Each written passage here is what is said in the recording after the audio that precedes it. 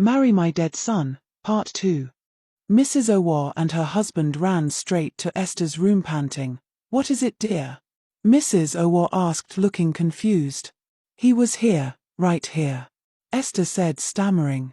"Who was here? It can't be an intruder. This house has a standard security detail, so who did you see?" Mrs. Owoh asked again angrily. "I saw Oriva. He appeared here, trying to harm me," Esther said, shivering in fear. Mrs. Owoh was enraged by her words. "You screamed because you saw my son? Your husband? So you were not expecting to see him? The man you got married to?" she asked while sitting on Esther's bed. "I think I need to explain things better for you. My son is your husband and he must lay with you to give me a grandchild. No one shouts when they see their husband, so don't do that next time," Mrs. Owoh said and left angrily. "Tomorrow, I will lecture you on how this marriage will go." Mrs. Owoh was still talking as she was leaving. Esther did not see Oriva again that night, but she could not sleep either. She kept wondering if she took the right decision. "Get ready, we are leaving in 10 minutes, Mrs. Owoh's driver informed Esther, who was still chewing her breakfast with ease. Mrs. Owoh took Esther to Mother to fortify her for the things that were about to happen. Esther's anxiety and fear grew by the minute. She kept asking herself if she could do what they will ask her to do. When they got to Mother's house, Esther was stripped and bathed with blood. Mother then gave her something to drink. She found herself struggling to stay awake after emptying the cup Mother gave her.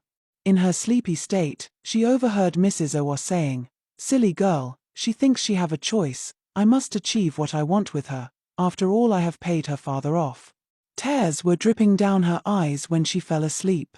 In her dream, Esther found herself sleeping in her room. The floor under her bed opened and a scary-looking Oriva crept out of the floor of her room, tore her cloth into pieces with his long dirty nails. He proceeded in laying with her as she lay lying down helpless. When Esther woke up, she found herself in her bed and she was now putting on another cloth. She fell on her knees crying, "What have I gotten myself into?" She asked no one in particular. She looked under her bed, but saw nothing. Maybe it was just a dream. She looked for the cloth she wore to Mother's place, but couldn't find it. Maybe the housekeeper had taken it to laundry, she thought to herself while trying to make sense of what happened. She called Beek, her fiancé. "Hey, new wife, you didn't even bother to call me since today. Are you enjoying your honeymoon?" Beek said, laughing heartily. "We need to see and talk," Esther said in a depressing tone. "Is everything okay?" Beek said, sounding concerned. "Everything is not okay. I think we made a mistake. Something is not right here. I am still trying to understand what is happening.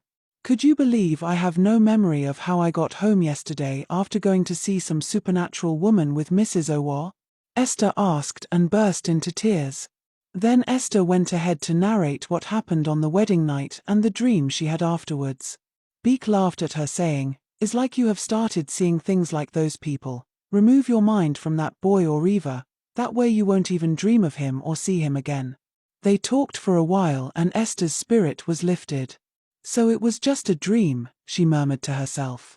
But her heart skipped and she started sweating when she saw the house cleaner taking out trash and she saw the cloth she was looking for in the trash torn to shred. She ran after the lady and asked, "Is this not my cloth? Where did you get it? You came back very drunk and Mrs. Owoh said you had so much alcohol to drink. We helped her to place you on your bed, but you screamed after some minutes and we rushed in to see you naked and your cloth torn to pieces. I hope you are better now, Ma," the lady said to a shocked Esther, who was gasping for breath, and left. So it was not a dream, she thought as she was trying to calm herself down. Please like, share and follow for the next part.